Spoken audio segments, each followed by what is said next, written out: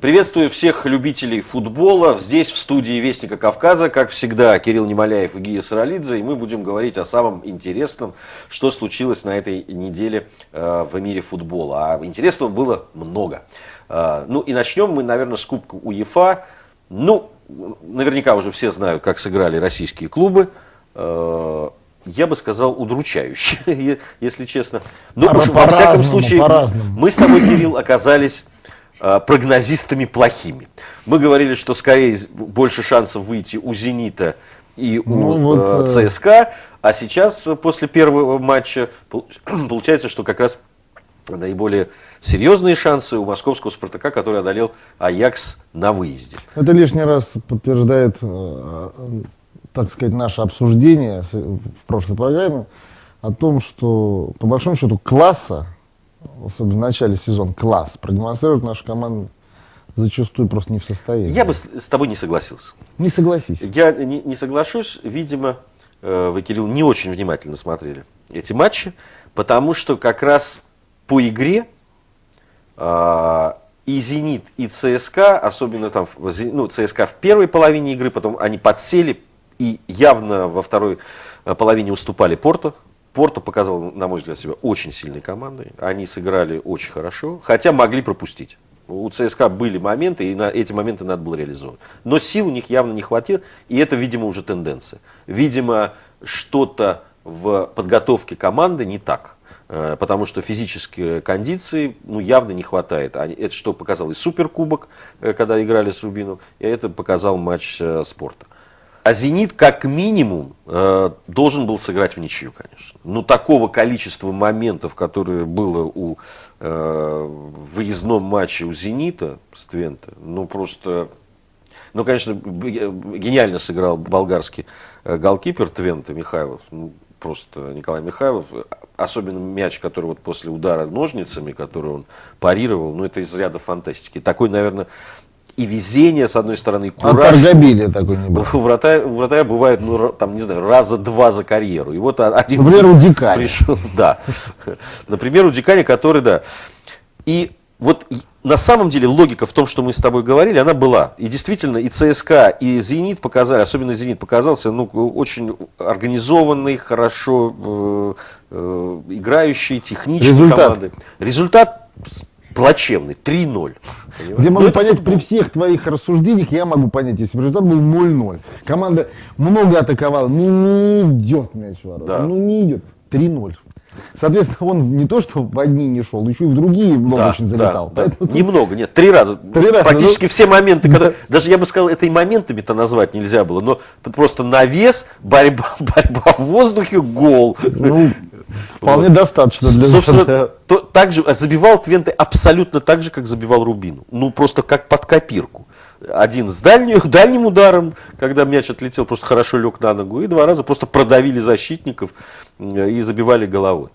Но и «Спартак»-то, вот победа «Спартака» опять-таки абсолютно, на самом деле, показательна. То, что мы говорили, команда еще пока все-таки не стабильна. Первый тайм просто провален. Провалены, считанные разы вышли, просто перешли середину поля спартаковцы. Невероятное количество опасных моментов у ворот. Да? Просто гениальная игра опять голкипера Диканя. И во втором пришли в себя, заиграли, забили очень хороший гол. И победа, и в итоге вполне возможно, что именно «Спартак» действительно окажется той единственной командой. Лихорадит. И это как раз отличительная черта команд, у которых с классом, на классе играть не могут. Что-то не сложилось, потом как-то забили. Потом опять-таки футбол. Футбол, он как биатлон. Ничего нельзя гарантировать. Очень сложно предугадать результат. Казалось бы, в логике все матчи должны были закончиться с диаметрально почти противоположным счетом. Да. А закончились вот так. И дальнейшие перспективы, сомнительные. У «Зенита», честно говоря, я не понимаю, возможно ли отыграть Твенте. Все-таки команда, при том, что возили питерцы их там в какие-то моменты очень мощно, но забить 3 мяча, не пропустить при этом, не знаю. В футболе все бывает, зато мы его все и любим, что если бы все раскладывалось на какие-то составляющие, можно было сказать, ну вот эти игроки играют, вот такой тренер, значит, все, вот будет такой счет. Этого сказать нельзя, и так было, есть, и так всегда будет. Поэтому мы обсуждаем это, все спорят люди, нервничают. Это все как раз достаточно даже, ну, скажем так, подогревает интерес. Ну, если говорить о шансах пройти дальше, честно говоря, они меня немножко пугают вообще перспективы. Потому что «Зенит», при том, что, ну, мне кажется, что наш чемпион посильнее голландского чемпиона Твенте, но отыграть 3 мяча, и при том, что будут еще стандарты, если они пойдут еще вперед, захотят забить все-таки эти 3 мяча, могут попасться на контратаки, и будут стандарты, с которых опять головой могут опять забить. Здесь поглядим, увидим, безусловно. ЦСКА против Порту, по-моему, в этом состоянии, в котором он находится, это сейчас не сможет что-то противопоставить, тем более на выездном матче. И я думаю, что за неделю вряд ли что-то произойдет функциональное. Вдруг забегают игроки армейцев и так далее. Но вот как раз матч Спартака здесь с Аяксом, учитывая некоторые реалии, которые мы увидели в чемпионате России, о чем мы поговорим чуть позже, вот тут, конечно, есть определенные сомнения.